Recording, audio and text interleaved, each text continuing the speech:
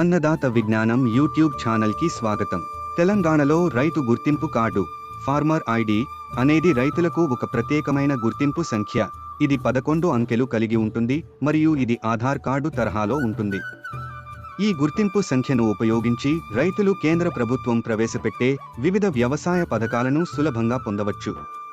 తెలంగాణలో రైతు గుర్తింపు కార్డు పొందడానికి రైతులు ఏమి చేయాలి? రైతులు వారి పట్టాదారు పాసు పుస్తకం, ఆధార్ కార్డు మరియు ఆధార్తో లింక్ చేయబడిన ఫోన్ నంబర్తో దగ్గరలోని వ్యవసాయ విస్తరణాధికారి ఏఈఓ ని సంప్రదించాలి. అక్కడ వారు వారి వివరాలను నమోదు చేసుకోవాలి. నమోదు చేసుకున్న తర్వాత రైతు యొక్క ఫోన్ నంబర్కు ఒక ఓటీపీ, వన్ టైం పాస్వర్డ్ వస్తుంది. ఆ ఓటీపీని ధృవీకరించిన తర్వాత రైతుకు ఒక ప్రత్యేకమైన గుర్తింపు సంఖ్య కేటాయించబడుతుంది. ఈ సంఖ్యను కేంద్ర ప్రభుత్వ పథకాలకు అనుసంధానం చేస్తారు. ప్రస్తుతానికి రైతులు నేరుగా వ్యవసాయ శాఖ కార్యాలయాలకు వెళ్లి నమోదు చేసుకోవడానికి అవకాశం ఉంది. త్వరలో ఈ ప్రక్రియను మీ సేవా కేంద్రాలలో కూడా అందుబాటులోకి తీసుకురానున్నారు.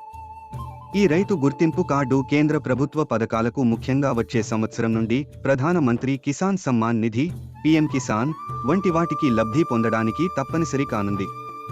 అయితే తెలంగాణ రాష్ట్ర ప్రభుత్వం అమలు చేస్తున్న రైతు బంధు మరియు రుణమాఫీ వంటి పథకాలకు ఈ విశిష్ట సంఖ్యతో సంబంధం లేదు అని ప్రభుత్వం స్పష్టం చేసింది. కాబట్టి తెలంగాణలోని రైతులు ప్రభుత్వ పథకాల ప్రయోజనాలు పొందడానికి వీలైనంత త్వరగా వారి రైతు గుర్తింపు సంఖ్యను పొందడానికి నమోదు చేసుకోవాలని సూచించబడింది.